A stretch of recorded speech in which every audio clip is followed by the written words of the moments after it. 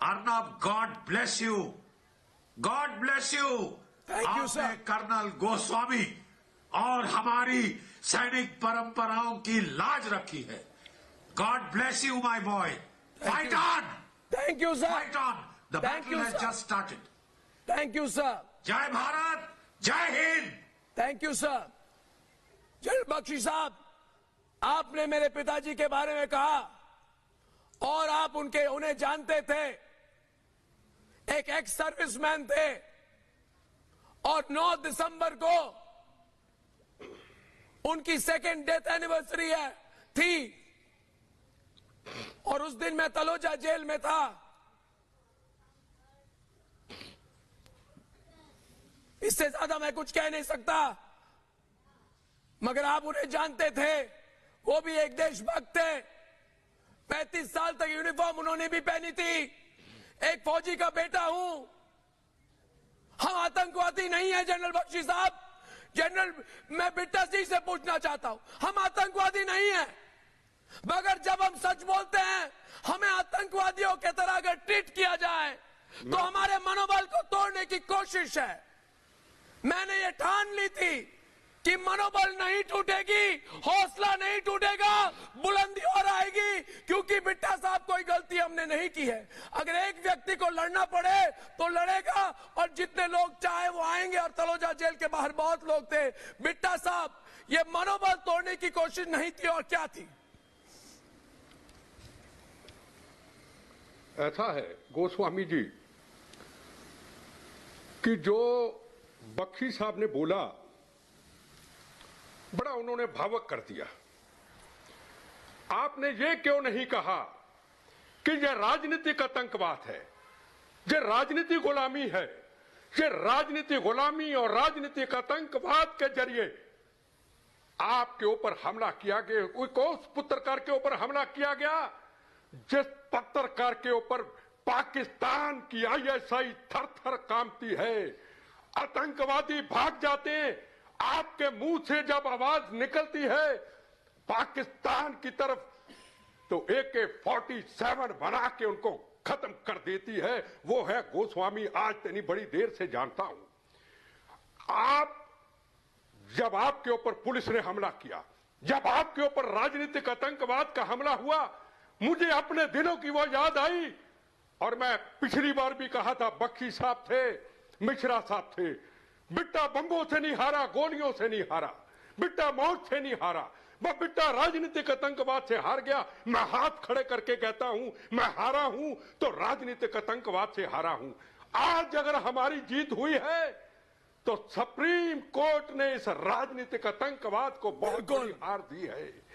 और आपको आज क्या कहूं, आज गोस्वामी नहीं है, आज गोस्वामी मुझे कहते जिंदा शहीद। मेरी जिंदा शहीद की उपाधि खत्म। आज से जिंदा शहीद वो गोस्वामी है जिसको पॉलिटिकल टेररिज्म के ऊपर जेल के अंदर मारने की साजिश थी, दाऊद इब्राहिम की साजिश थी, ड्रग माफिया की साजिश थी, नार्को टेररिज्म की साजिश थी। गोस्वामी अगर बाहर आए हैं तो उसको कहूंगा जिंदा शहीद की तरह, शान के तरह आए हैं। और ये जख्मी शेर, ये जख्मी टाइगर, ये जख्मी टाइगर अब बताएगा कि राजनीतिक आतंकवाद क्या होता है। पूरी दुनिया को जगाएगा कि राजनीतिक आतंकवाद के आगे तो मीडिया भी झुक जाता है। मैंने मीडिया को झुकते हुए देखा है। मैं हारा हूं गोस्वामी जी, मैं फिर हाथ खड़े करके कहता हूं मैं हारा हूं। आप जीते हैं। आज बिल्कुल नहीं, रास्ते पे बिट्टा साहब बिल्कुल नहीं, और रास्ते में चल के बख्शी साहब, मिश्रा साहब, नहीं बिट्टा साहब बिल्कुल नहीं। हम किसी भी आतंकवाद के खिलाफ हार नहीं सकते हैं। क्यों सुशील जी? बिल्कुल नहीं हार सकते हैं। कोई आतंकवाद के खिलाफ नहीं हारेंगे, ना पाकिस्तान के आतंकवाद के खिलाफ, ना कि राजनीतिक आतंकवाद के खिलाफ। राजनीतिक आतंकवाद के बारे में आपको कहना चाहता हूं ममता काले जी, राजनीतिक आतंकवाद गौरव भाटिया वो होती है जब 6:30 बजे आपके घर को घेरा जाता है, आपके दरवाजा खोलते हैं, आप देखते हैं कि वहां पे 25 AK-47 स्टेन गन पिस्तौल लेके लोग वहां पे ऐसे खड़े हुए हैं जैसे कि एक खुखार आतंकवादी को पकड़ने आए हैं। राजनीतिक आतंकवाद तब होता है जब अपने परिवार के लोगों को अपने घर के अंदर नहीं आने दिया जाता। और राजनीतिक आतंकवाद गौरव भाटिया ऐसा होता है कि आपके जो बिल्डिंग के सिक्योरिटी है उनको बोला जाता है ज्यादा शाना होने की कोशिश नहीं मत करना, फोन नहीं कर सकते ऊपर, इंटरकॉम को काट दिया जाता है। राजनीतिक आतंकवाद तब होता है गौरव भाटिया जब तीन स्पेशलाइज्ड टीम एक घर पे पहुंचती है, एक अलीबाग से, एक पुलिस स्टेशन से, एक एसआईटी से, एक क्राइम ब्रांच से।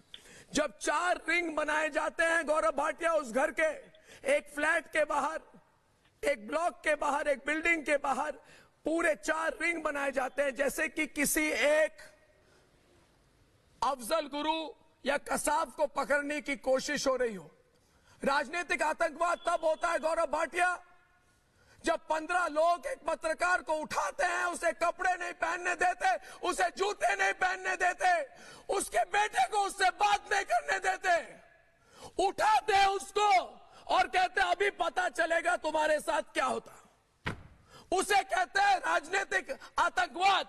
जब एक ट्रक में डाल के एक गाड़ी से निकल के दूसरे गाड़ी तक पूरे गाड़ी को काले कपड़े से ढक के बात नहीं करने देते और पहुंचाते हैं वहां पे, जब बिना जूते के वो पत्रकार वहां पे कोर्ट रूम में पहुंचता है तब उसको पीटते हैं, और पीटने के बाद जब पत्रकार दिखाता है कि इधर मुझे लगी है, इधर लगी है, मेरे शर्ट के नीचे लगी है, तो वो कहते हैं तुमने खुद को, अपने आप को मारा। कोर्ट रूम में कहा गौरव भाटिया कि अर्नब गोस्वामी को चोट लगा क्योंकि मैंने अपने आप को मारा। ये राजनीतिक आतंकवाद से भी बहुत आगे जा चुका है गौरव भाटिया जो महाराष्ट्र में हो रहा है। सब हद पार कर चुके हैं ये लोग।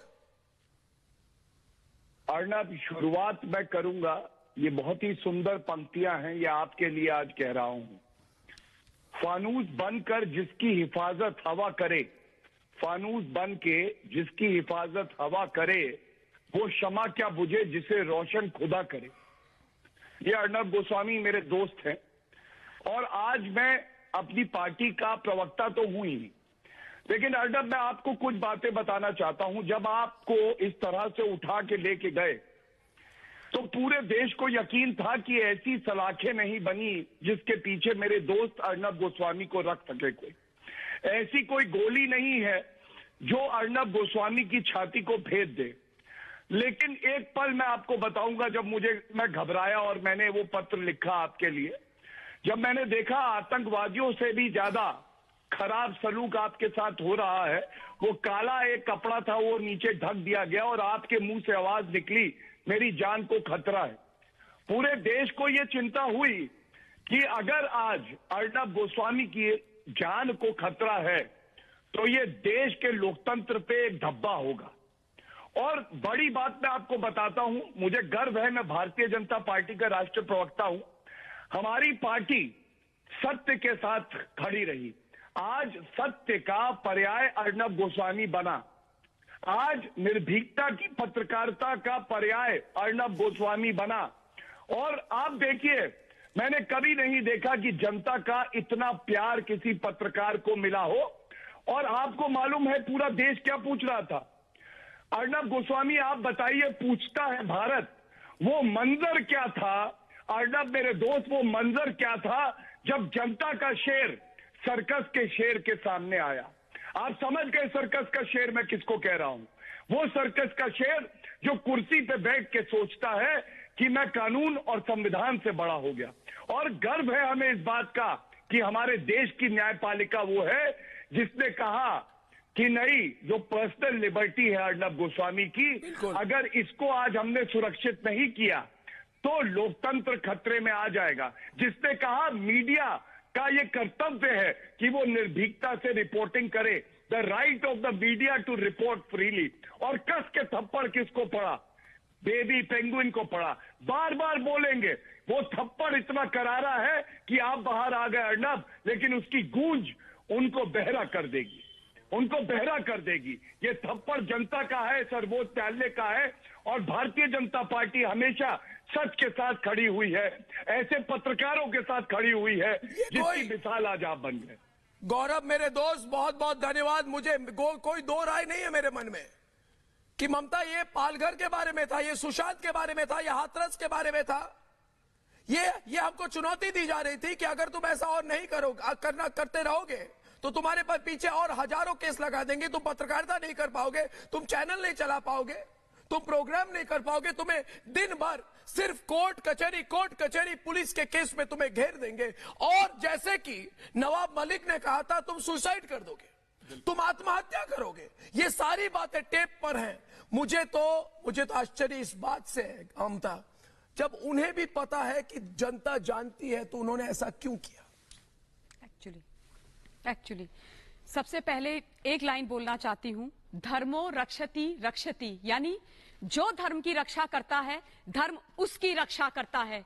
और पूरे हिंदुस्तान ने देखा है, सड़कों से लेकर के हर जगह, स्टूडियो, सोशल मीडिया, देश में विदेश में हर जगह देखा अर्नब जी, क्या समर्थन मिला है आपको? मैं तो अंदर था, मुझे खबर ज्यादा नहीं मिल रही थी, एक टीवी देख रहा था मैं, मगर जो बंदी थे वहां पे, जो बंदी थे 700 बंदी थे वहां पे, उसी सर्कल में मुझे कह रहे थे कि आपके बारे में बात हो रही है। तो मुझे जरा बताइए उन दिनों क्या हो रहा था देश में? देश के अंदर, देश में लोग सड़कों पर थे, लोग रो रहे थे, प्रार्थनाएं हो रही थी, यहाँ के जंतर मंतर हम लोग खुद वहां पर थे। और जिससे भी मिलते थे अर्नब जी, लोग हाथ पकड़ के ये बोलते थे कि अर्नब गोस्वामी को बाहर निकाल दो। हम लोगों को बड़ा कई बार हेल्पलेस फील होता था, क्योंकि उनको ये लगता था ये वो लोग हैं जो अर्नब जी के राइट हैंड और लेफ्ट हैंड है, और ये अर्नब गोस्वामी को बाहर लेके आएंगे। क्यों? क्योंकि अर्नब गोस्वामी सिर्फ पत्रकार नहीं है, अर्नब गोस्वामी वो व्यक्ति है जो सच की, सच्चाई की, आस्था की मूर्ति है उनके लिए। और आज आप अर्नब जी, आप गए थे वहां पर एज अ पत्रकार, आप जब बाहर निकले ना कल, और जो विजुअल्स हमने इसी स्टूडियो में बैठ करके देखे हैं, वो इतने ग्रैंड विजुअल्स थे, मैंने अपने जीवन में नहीं देखे। ऐसे लग रहा था हिंदुस्तान का नायक मां भारती का बेटा बाहर निकल रहा है, हाथ लहरा के वंदे मातरम, भारत माता की जय, और जनता आप अगर उन कैमरा विजुअल्स को देखें, वो फुल फ्रेम दिखाए, मैं आपको कहना चाहता हूं, पुलिस मुझे रोक रही थी, मुझे बात करने नहीं दे रही थी, मुझे हर तरह से घेरा गया था। जब मैं बाहर निकला तो मुझे बोला गया था 4 सिपाही मेरे साथ होंगे, मगर मैंने देखा कि 100 से 200 वहां पे पुलिसकर्मी वहां थे, आरएएफ थी, और पूरी कोशिश थी कि किसी तरह से जो लोग वहां पे तलोजा जेल के बाहर थे उनसे मैं बात नहीं करूं। मैं अपने आप को रोक नहीं पाया, मैंने अपने गाड़ी को खोल के मैं छत पे चला गया, और मैंने एक ही रिक्वेस्ट की, मुझे बात करने दीजिए। तो उन्होंने, कई लोगों ने मुझे वहां पे कहा ये आपके समर्थन पे नहीं, आपके खिलाफ आए हैं। मैंने विश्वास नहीं किया। क्या बात कर रहे हैं? मुझे ये भी कहा गया तुम्हारे सिक्योरिटी को खतरा होगा अगर तुम गाड़ी से निकलोगे। तो मैंने कहा कि ये लोग मेरी सिक्योरिटी है, मेरे सुरक्षा कवच यही लोग हैं, ये लोग मेरे खिलाफ नहीं, मेरे साथ हैं। इसलिए मैं वहां पे निकलकर मैंने कहा कि भारत माता की जय, वंदे मातरम, और ये बोलने का मेरा अधिकार है, और किसी भी कोई भी व्यक्ति मुझे रोक नहीं सकता। ममता जी, और उसके बाद गेंदे के फूल आप पर बरसाए गए। ये किसी राजनेता की, राजनीतिक पार्टी की कोई रैली नहीं थी जहां पर लोगों को लेकर के आया जाता है। ये ऑर्गेनिकली लोग आए हैं, हिंदुस्तान, भारतवर्ष के हर कोने में आए हैं, और भारतवर्ष में नहीं अर्नब जी, विदेशों में आए हैं। याद दिला दूं हिंदुस्तान को, एक पत्रकार महोदय थे, जब विदेश गए थे तो उनको धक्के मार के निकाला था, और आज वही विदेश है जहां पे अर्नब गोस्वामी के लिए लोग रो रहे हैं। मुझे कह रहे लोग शाजिया इल्मी की पत्रकारिता की लक्ष्मण रेखा पार कर चुके हैं। तो पत्रकारिता के मुझे कहते हैं शाजिया इल्मी कि मैं पत्रकारिता को ध्वंस कर दिया है मैंने, और लक्ष्मण रेखा पार कर दी है मैंने, क्योंकि मुझे सिर्फ पत्रकारिता नहीं, हमें पत्रकारिता को एक मुहिम बनाने की बहुत जरूरत हो गई है शाजिया। आज अगर मुझे, और मैं कह रहा हूं, मैं एक बड़े चैनल का एडिटर इन चीफ हूं, अगर मेरे साथ ये जुल्म हो सके तो कोई रिपोर्टर, कोई प्रोड्यूसर, कोई भी अगले दूसरे पत्रकार के साथ कुछ भी हो सकता है। शाजिया इल्मी, अर्नब, ये आप तय करेंगे कि आपकी क्या पत्रकारिता की सीमा होगी, और कोई भी नहीं तय करेगा ये आपके लिए। आप जिस रास्ते पर है अर्नब, वो वीरों का रास्ता है, बहादुर लोग उस रास्ते पे चलते हैं। आपको अग्निपथ की वो पंक्तियां याद है ना? तू ना थकेगा कभी, तू ना रुकेगा कभी, तू ना मुड़ेगा कभी, कर शपथ, कर शपथ, कर शपथ।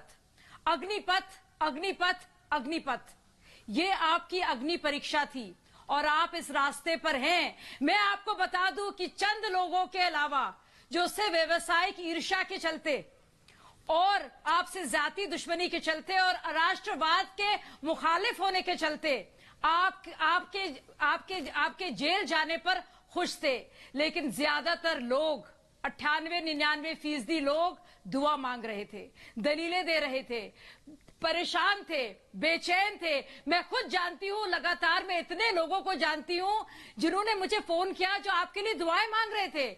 ऐसे लोग हैं जो खुद बहुत सीनियर सिटीजन्स हैं और वो सच में उनकी खुद की तबीयत ठीक नहीं है। उन्होंने आपके लिए कहा है कि मेरा बेटा ठीक है, कुछ करो कुछ करो।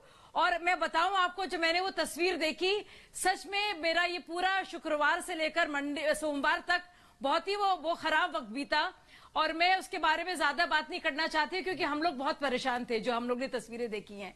लेकिन मैं एक बात कहना चाह रही हूं अर्नब, देखिए हमें पता चल गया और सब जानते हैं कि आपका डिटेंशन पूरी तरह से गैर कानूनी था। बिल्कुल। कस्टोडियल इंटरोगेशन की कोई जरूरत नहीं थी, ना ही केस बनता था, फिर भी ऐसा किया।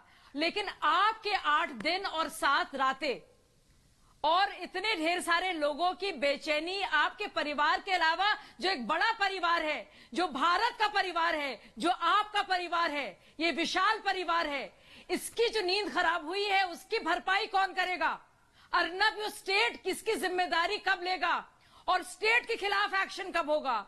मैंने ये कहा, मैंने आपकी टीम से कहा, आप पूछिए उनसे, जब वो मुझे फोन करते थे मैंने कहा मैं लगातार तैयार हूं, मैं इसी पर बोलूंगी। आप पूछिए उनसे कि आप तो बेल पर आ गए हैं और हमें पता है कि पूरी तरह से केस बेबुनियाद था और आपके खिलाफ इन्होंने साजिश की है। लेकिन उन 8 दिन की और 7 रातों की और हम सब की जो परेशानी से बीते हैं, मगर शाजिया, परिवार बीता है, मगर शाजिया, आपको चाहने वाले, मगर शाजिया, सवाल मैं अपने आप को पूछता हूँ आज, जो हमारे देश की जो रेपुटेशन है उसका जो नुकसान हुआ है उसकी भरपाई कौन करेगा? एक और सवाल मेरे मन में है शाजिया और मुकेश खन्ना जी इधर है, सुशील जी भी इधर है। मुकेश खन्ना जी मुझे अपना बेटा करके मेरे से बात करते हैं। तो मुकेश जी, एक सवाल मेरा आपसे है मुकेश जी, कि जब मैं अंदर था तो एक चीज साफ हो गई थी कि पूरी कोशिश थी पूरी मशीनरी की, एक दिन और,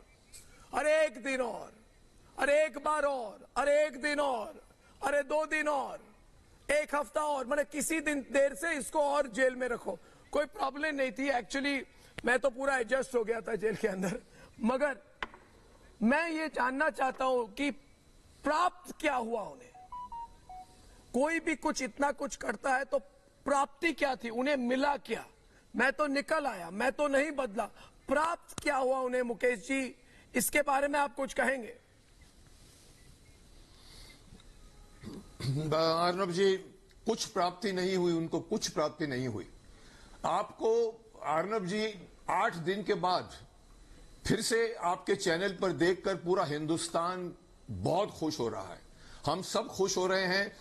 मैं ये कहूंगा कि आप हमेशा हमें जब अपने चैनल पर बुलाते हैं तो आप कहते हैं कि आइए आपका स्वागत है।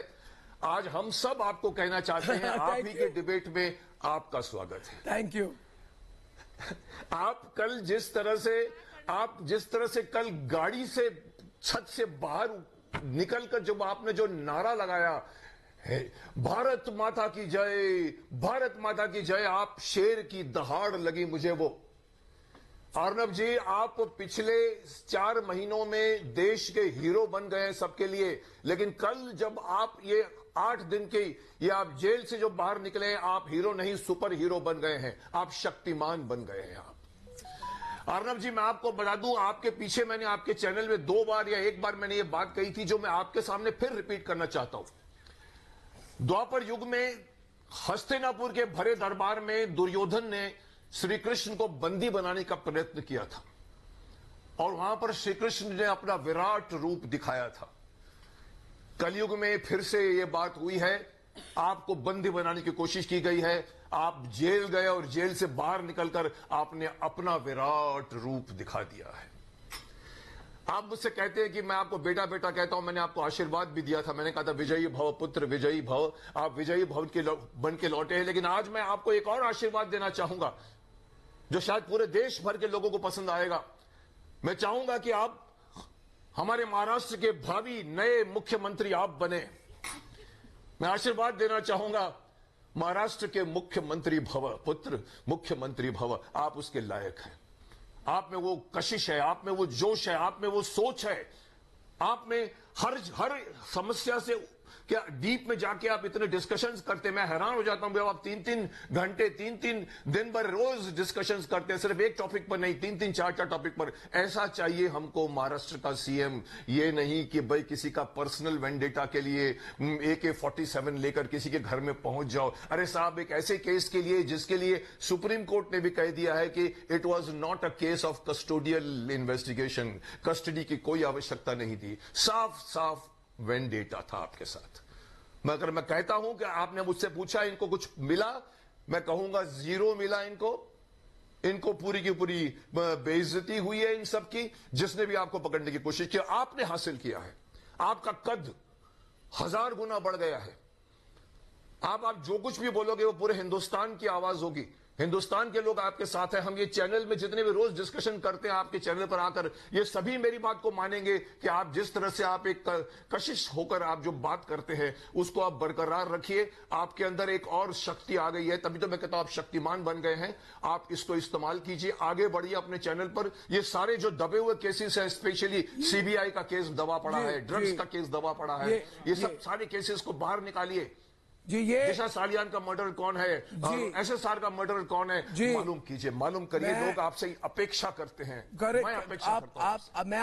मैं आपको लेट डाउन नहीं करूंगा। एक बात कहूंगा, मैं तो संपादक हूं, संपादक था, संपादक रहूंगा। मैं पॉलिटिक्स में जाने की मेरी कोई इंटरेस्ट नहीं है, मगर हां, मैं महाराष्ट्र के लोगों के लिए तो मराठी चैनल तो जरूर लाऊंगा, और भारत के हर प्रांत के लिए अलग अलग भाषा में मैं चैनल लॉन्च करूंगा 1 साल में। ये तो मैं अनाउंस कर चुका हूं, तो मेरे सामने और बहुत कुछ करना है। मैं एक बात आप सबसे कहना चाहता हूं सुशील जी, कि पिछले 3 महीनों से जो ऑर्गेनाइजेशन खड़ी की है ना हमने, रिपब्लिक मीडिया नेटवर्क, जिसकी हर एक नींव को खुद अपने हाथ से हमने लगाया है, इस नेटवर्क को खत्म करने की कोशिश हो रही है। जो साजिश है आज बहुत भयानक साजिश है, सिर्फ अर्नब गोस्वामी पर नहीं, इस नेटवर्क को बंद करो। ये नेटवर्क एक बहुत बड़ा खतरा क्यों बना है, आप इसके बारे में जरा लोगों को बताइए। ये सारी कीमत जो आपने चुकाई है अर्नब, वो इसलिए क्योंकि आप सवाल पूछते हैं। मैं अभी स्क्रीन पर पढ़ रहा था, मेरे फोटो बॉक्स के ऊपर था, सवाल से डरते क्यों हैं। ये इन सवालों से घबराते हैं। ये कायर और बुज़दिल लोग जो आप हर रोज प्रश्न खड़े करते हैं, ये उससे घबराते हैं, और ये चाहते हैं कि आप प्रश्न पूछना बंद कर दें। ये भूल जाते हैं कि इस देश में एक बच्चे नचिकेता ने यमराज से सवाल पूछने की हिम्मत जुटाई थी। ये देश हमेशा सवाल पूछता रहा है, हजारों सालों से सवाल पूछता रहा है। यहां कोई भी उत्तर पत्थर की लकीर नहीं होता है, यहां बहस चलती है, वाद विवाद होता है, और सवालों से जो जवाब निकलते हैं उसमें सत्य खोजा जाता है। यह इस देश की परंपरा है। आप यहां सवाल पूछना बंद नहीं कर सकते। यहां कोई आसमानी किताब, कोई डिवाइन रेवल्यूशन नहीं होता। यहां हर आदमी को सच खोजना पड़ता है, और हर आदमी को सवाल, हर व्यक्ति को सवाल पूछना पड़ता है, और जो सोचता है कि उसके पास जवाब है, उसको जवाब देने उतरना पड़ता है। मगर ये पॉलिटिशियन, मगर ये, हाँ जी, सॉरी, मुझे अभी बहुत से प्रकरण सुनाई पड़े उत्तरों में, मुझे अभिमन्यु भी याद आता है।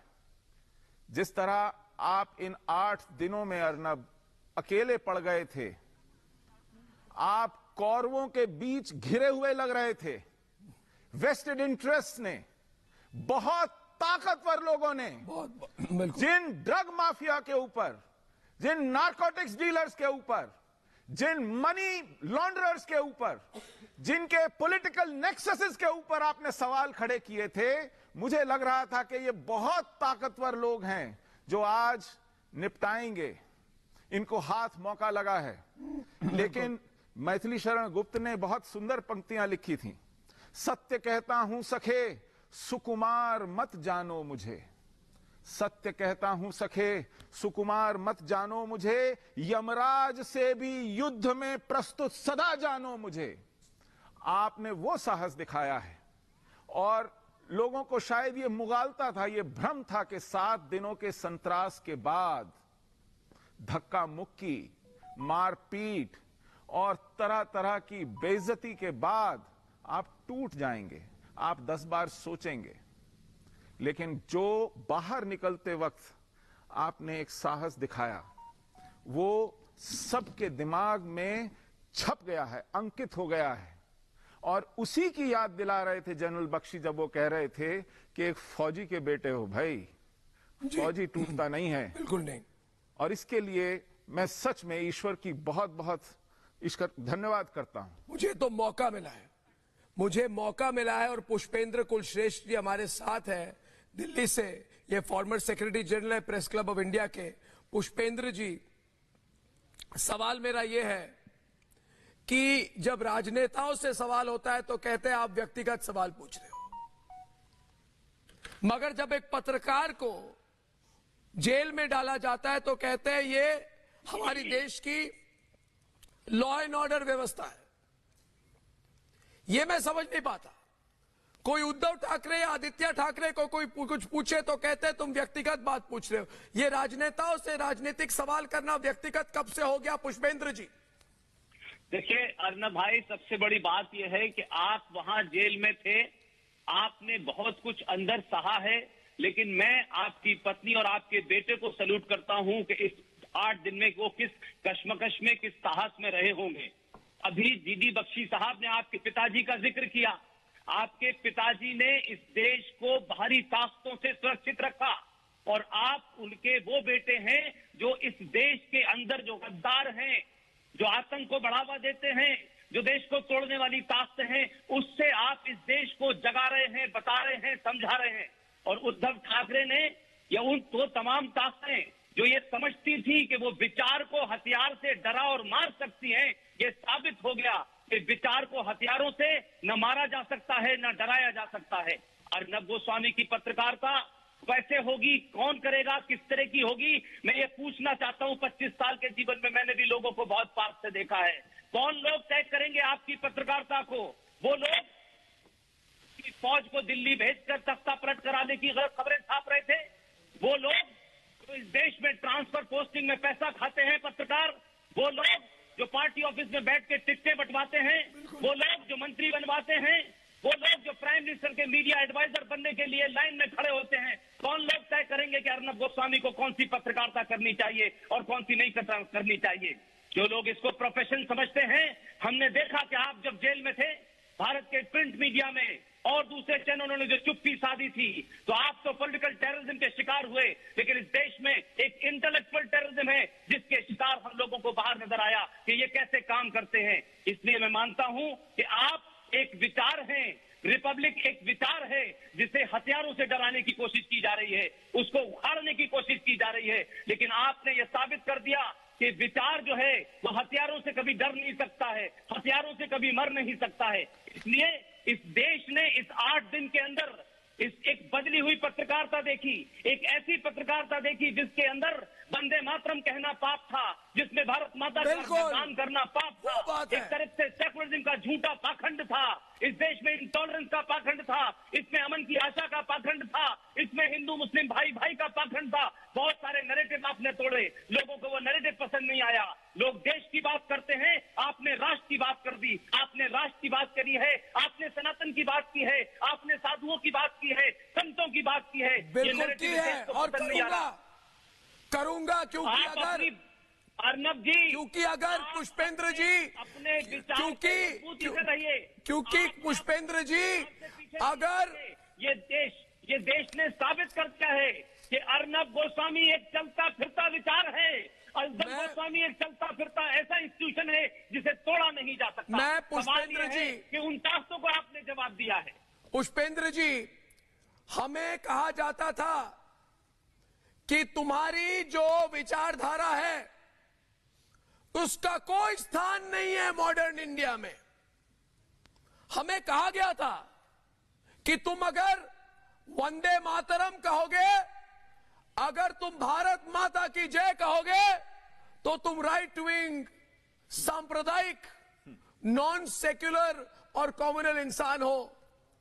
तो मैंने जब कल मैं बाहर आया तो मैंने बहुत बार सोचा उस वक्त सदगुरु जी, मेरे गुरु जी श्री रितेश्वर महाराज जी जगत गुरु वृंदावन से लाइव हैं। तो कल मेरे मन में जब मैं 8 दिन के बाद बाहर आया और कठिन परिस्थिति में था, तो मेरे मन में बहुत सोच थी कि मैं बाहर आके क्या बोलूंगा। और पुलिस वाले, उनकी पूरी कोशिश थी कि मैं बाहर कुछ ना बोलूं। तो मैंने बोला, मैं अगर इधर से गाड़ी लेके निकल जाऊंगा तो ये इंसल्ट होगा उन लोगों का जिन्होंने मुझे इन 8 दिनों में समर्थन दिया है। तो मैं बहुत सोच रहा था सदगुरु जी कि आखिर बाहर आके क्या बोलूंगा। मगर आखिर आप देखेंगे उस टेप में कि दो तीन सेंटेंस के बाद मैं और कुछ बोल नहीं पाया और सिर्फ भारत माता की जय और वंदे मातरम कहता गया मैं अगले 15 मिनट तक।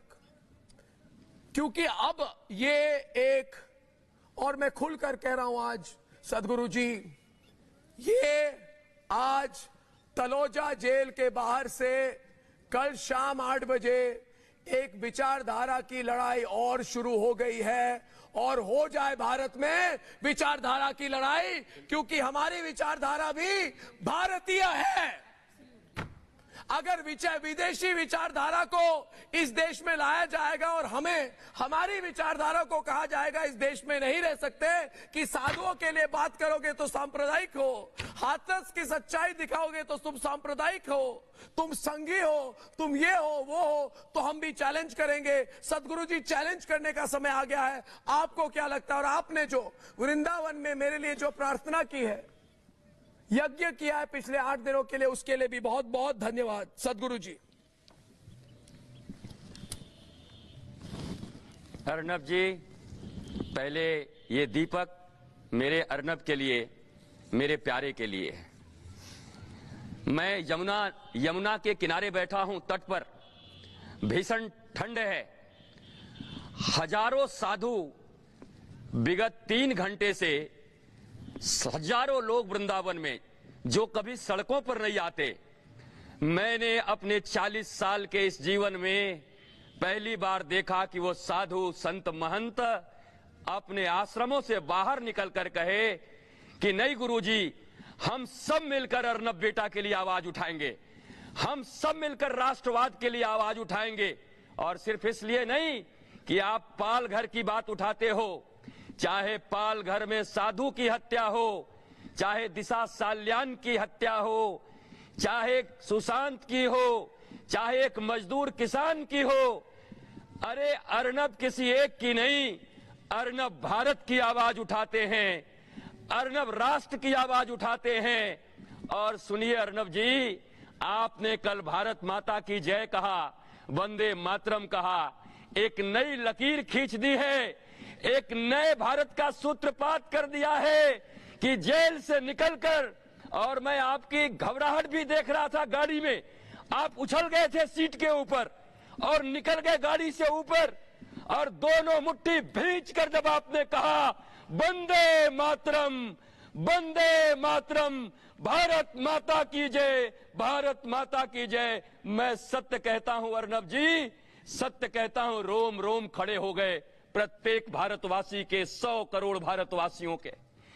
मैं सत्य कहता हूं, कल जैसा हम लोगों ने महसूस किया, साधु मैं बाद में हूं, पहले भारत राष्ट्र का एक नागरिक हूं, सिपाही हूं, राष्ट्रवाद का सिपाही हूं। और यह पत्रकारिता की लड़ाई नहीं है, किसी चैनल की लड़ाई नहीं है, व्यवसाय की लड़ाई नहीं है, राष्ट्रवाद की लड़ाई है।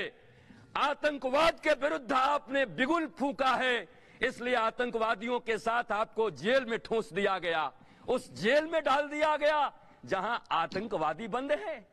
आप देखिए, मैं बैठा हूं, आज यहां फूलों की होली खेली गई है, और मैं पैनल में बैठे सभी राष्ट्रवादियों को, इस करण भंडारी, चाहे हमारे जनरल बख्शी, हमारे चाहे ममता काले, ये जितने भी लोग हैं, मुकेश जी, सबको होली खिलाता हूं। आज वृंदावन होली और दीपावली एक साथ खेला है, आज पूरे वृंदावन में होली और दीपावली मनाई गई है। और ये क्षणिक उन्माद नहीं है, ये उन्माद नहीं है, ये एक राष्ट्रवाद है, ये विचारधारा है। हम कोई उन्मादी नहीं है, चिल्लाने वाले नहीं हैं, हम बड़े शांत, धीर और गंभीर हैं। एक ही बात कहूंगा अर्नब, एक ही बात कहूंगा, वह पथ क्या, वह पथिक क्या, जहां बिखरे सूल न हो, और नाविक की धैर्य परीक्षा क्या, जहां धारा प्रतिकूल न हो। तो प्रतिकूल धारा में मेरे अर्नब ने अपनी नैया को आगे बढ़ाया है। पूरा राष्ट्र 100 करोड़ हिंदुस्तानी सनातन धर्मावलंबी दुनिया के एक एक लोग मेरे अर्नब के साथ खड़े हैं। मेरे इमोशन आज पहली बार कंट्रोल में नहीं है। गोस्वामी का अर्थ होता है संस्कृत में, गो मतलब इंद्रियां, जो अपने इंद्रियों का स्वामी हो, शब्द स्पर्श रूप रस गंध जिसके ऊपर वो रूल करता हो। मेरे अर्नब को न पैसा तोड़ पाया, न जेल तोड़ पाए, न आतंकवादी झुका पाए, न शासन सत्ता के जोर झुका पाए। मैं सत्य कहता हूं अर्नब गोस्वामी, आज गोस्वामी शब्द को भी आपने सत्य साबित कर दिया। गोस्वामी जिसके इंद्रियों पर नियंत्रण हो। बिट्टा जी, हमारे मुकेश जी, जनरल जीडी बख्शी साहब, हमारे ललित जी, जो भी लोग हैं। और एक अंतिम बात कहता हूं अर्नब जी, बस एक बात, अपने लोगों को पहचानना है। मैंने इस दौरान देखा कि हम राष्ट्रवादियों के ऊपर भी हमला कर गए आक्रोश में। मुझे लगता है कि हमें अपने शब्दों पर थोड़ा ध्यान देना होगा, सभी राष्ट्रवादियों को जोड़कर चलना होगा। मैं आज इस चैनल से कहता हूं, मैं दलाल नहीं हूं किसी का, लेकिन जो राष्ट्र की बात करेगा, अगर नरेंद्र मोदी राष्ट्र की बात करते हैं प्रधानमंत्री, तो हृदय खोलकर उनके साथ संत खड़े होते हैं। अगर अमित शाह ट्वीट भी करते हैं एक पत्रकार के लिए, तो बड़ी बात थी। मैं पक्ष नहीं लेता किसी पार्टी का, लेकिन राष्ट्रवादियों को एक दूसरे के ऊपर हमला नहीं करना है। हम राष्ट्रवादियों को एक साथ रहना है, चाहे साधु हो, संत हो। और हरीश साल्वे को तो मैं नमन करता हूं, हरीश साल्वे को मैं नमन करता हूं। वाह हरीश साल्वे, वाह सुप्रीम कोर्ट के लॉयर, आपने तो कमाल कर दिया। आपने अविलंब और निःशुल्क न्याय मेरे अर्नब को दे दिया, मेरी भारत माता को दे दिया। मैं बहुत भाव विभोर हूं। बस वंदे मातरम, वंदे मातरम, वंदे मातरम, भारत माता की जय, भारत माता की जय, भारत माता की जय। बहुत बहुत धन्यवाद सदगुरु जी। मैं भावुक हो गया। बिट्टा जी भी सुन रहे हैं, आपको नमन कर रहे हैं, और आपके एक एक शब्द से मुझे और शक्ति मिल रही है। शाजिया भी कुछ कहना चाहती है आपको। उससे पहले इश्करण एक बात मैं कहना चाहूंगा। आश्चर्यचकित मैं तब हो गया इश्करण, जब मुझे पता चला कि उसी सर्कल में जहां पे मैं था, तलोजा जेल के, उसमें वही वो ड्रग माफिया वाले लोग थे जिन पर मैंने खुलासा 2 महीने पहले किया था, और मेरे कारणवश वो जेल में थे। तो जीवन की हर एक ऐसी नई सिचुएशन हमें कुछ और सिखाती है। मैं भूल नहीं पाऊंगा कि उस सेल में वही लोग थे, वही ड्रग पेडलर थे जिनके बारे में हमने एक्सपोज किया था 2 महीने पहले। तो मुझे लगा कि ऐसा तो नहीं है कि हमें सबक सिखाने के लिए उन्हीं के साथ रखा गया हो सकता है नहीं हो, मगर सोच तो कभी ना कभी ऐसी आती है। इश्करण, ये बताइए, ये साजिश क्यों की गई, ये क्यों की गई? अर्नब, मैं 2 बातें आपको बताना चाहूंगा। पहली बात, सच की तो हमेशा अग्नि परीक्षा हुई है, और मुझे पूरा यकीन था कि इस अग्नि परीक्षा से और भी बलवान होके निकलेंगे। इतने बलवान होके निकलेंगे, ये तो मेरी भी कल्पना से दूर था। कि इतना जन समर्थन आएगा, ये मेरी भी कल्पना से दूर था। बलवान होके निकलेंगे, ये मुझे पता था। पर जनता इतना प्यार देगी, इतना स्नेह देगी, शायद आपको भी पता नहीं होगा, क्योंकि कोई कल्पना ही नहीं कर सकता कि जब वो किसी डिफिकल्टी में जाएगा तो नॉर्मल लोग आके उसको इतना सपोर्ट देंगे। मुझे आज भी याद है जिस दिन आपके साथ हुआ था, और स्पेशली जब आप क्वारंटीन सेंटर से जेल जा रहे थे। मैं सुबह उठा तो मैंने सुबह हुआ था, मैंने देखा 440 या 50 मिस्ड कॉल थी मेरे फोन पे। मैं आपको बाद में उसकी स्क्रीनशॉट भी भेजूंगा। मेरा फोन पुलिस वहां से मुझसे छीन के ले जा चुकी थी। अर्नब, मेरे फोन पे 440 मिस्ड कॉल थी। मुझे लगा पता नहीं क्या हो गया, क्या ट्रेजेडी होगी जब आप फोन खोलते हैं। उससे पहले 440 मिस्ड कॉल देखे।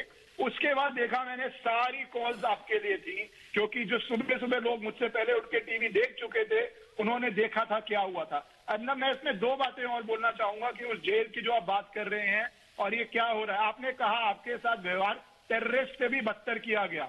एक बात बोलूं, टेररिस्ट क्या करता है? 8-10 इनोसेंट लोगों को मार देता है। आप टेररिस्ट से ज्यादा खतरनाक हैं, क्योंकि आप जब रिपब्लिक पे सच बोलते हैं उससे आप पूरी सत्ता हिला सकते हैं, उससे आप राजतंत्र हिला सकते हैं। तो टेररिस्ट से किसी भी नेता को डर नहीं लगता, क्योंकि वो 4, 5, 8, 10 इनोसेंट्स को ही मारता है। पर जो सच बोलता है, जो रिपब्लिक पे अर्नब गोस्वामी ने किया है, उससे तो पूरी सत्ता गिर सकती है। तो सत्ता के लिए आप टेररिस्ट से ज्यादा खतरनाक हैं, क्योंकि आप टेररिस्ट से ज्यादा नुकसान सत्ता को दे सकते हैं। और तीसरी बात अर्नब, कभी मैं एक पॉजिटिव बात करना चाहूंगा, कभी कभी किसी व्यक्ति के भाग्य में लिखा होता है कि वो किसी चीज का प्रतीक बन जाए या सिंबल बन जाए। आप जेल के अंदर एक बड़े ऑनेस्ट जर्नलिस्ट की तरह गए थे, पर आप जेल से बाहर एक प्रतीक बन के आए हैं डेमोक्रेसी का, करेज का, सच्चाई का। और ये अब आप पे भी जिम्मेवारी और बढ़ गई है, जर्नलिस्ट की जिम्मेवारी से ज्यादा बढ़ गई है, क्योंकि मैं बता रहा हूं आपको, एक बस कंडक्टर का मुझे मैसेज आया था, उससे लेके उद्योगपति और टॉप उद्योगपति का मुझे मैसेज आया कि अर्नब के साथ क्यों हो रहा है ऐसा, गलत हो रहा है। तो आपने एक बस कंडक्टर से लेके एक मल्टीपल जनरेशन उद्योगपति तक आपने लोगों के दिल की तार छू दी है। ये आपके भाग्य में था, ये आपके किस्मत में था कि आपको ये सिंबल बनना है, क्योंकि अत्याचार के बाद ही आदमी बहादुर बनता है और एक सिंबल बनता है। मुझे बहुत खुशी है, मैं पॉजिटिव नोट पे लास्ट बात करूंगा कि आपकी जो मेहनत थी 24-25 साल की, उस पे जो जनता का आपको समर्थन मिला, मुझे पता है जब जो आप पे बीती वो तो याद रहेगा, पर ये जनता का समर्थन भी आपको सारी उम्र याद रहेगा और पूरे देश को याद रहेगा। मैं तो पिछले 8 दिनों का और कल का जो मैं जब निकला इतने लोग खड़े थे, मैं कभी जीवन में नहीं भूल सकता। बिट्टा जी, मैं हमेशा कहता हूं कि सत्य परेशान हो सकता है, पराजित नहीं। और आज जो आप लोगों से प्यार और स्नेह ये मिला है मुझे, इसने ये साबित कर दी कि जब तक आप जैसे लोगों का साथ रिपब्लिक नेटवर्क के साथ हमारी लड़ाई में रहेगा तो कोई कमजोर नहीं कर सकता इस नेटवर्क को। मुझे बोला जा रहा है हम तोड़ देंगे तुम्हारे नेटवर्क को। बिट्टा जी मुझे कह रहे तोड़ देंगे, घसीट देंगे, तुम्हें आर्थिक तौर से कमजोर कर देंगे, तुम इस नेटवर्क को नहीं चला पाओगे। क्या तोड़ पाएंगे बिट्टा जी इस नेटवर्क को? अब कायरों की गीदड़ भक्ति। मैं पुष्पिंदर जी को सुन रहा था, इतिहासकार, जज्बा लोगों को जगाने का। उन्होंने एक बात कही पुष्पिंदर जी ने कि कभी वंदे मातरम, भारत माता की जय बोलने के ऊपर नफरत की जाती थी। मैंने खुद अपनी पार्टी में देखा है, आज से 11 साल पहले अगर मैं वंदे मातरम, भारत माता की जय बोलता था, मुझे आज वंदे मातरम बिट्टा आरएसएस का, भारत माता की जय बिट्टा बीजेपी का। और बचपन के अंदर 7 साल की उम्र के अंदर जलियांवाला बाग के अंदर हिंदू मुस्लिम सिख ईसाइयों के खून में शपथ ली थी वंदे मातरम बोलते हुए। और जब पहली बार आजादी का तिरंगा झंडा लहराया, सामने भिंडरावाला आतंकवादी और कहा बिट्टा अगर झंडा लहराएगा बम्बों से उड़ा देंगे, बम चला और झंडे की रक्षा की। कैसे की? वंदे मातरम, भारत माता की जय। बड़े बड़े बम भी दूर चले गए। जिंदा शहीद गोस्वामी जी, आपके अंदर जो वंदे मातरम और भारत माता का जज्बा था, यही आतंकवाद की, राजनीतिक आतंकवाद को हरा के फेंक दिया। पुष्पिंदर जी ने सही बोला, संतों महात्माओं ने सही बोला कि वंदे मातरम आज से 12 साल पहले इस आजाद हिंदुस्तान के अंदर, आजाद नहीं, हम राजनीतिक गुलामी में थे, हम राजनीतिक आतंकवाद थे। आज महाराष्ट्र में राजनीतिक आतंकवाद है, कई और स्टेटों में राजनीतिक आतंकवाद है।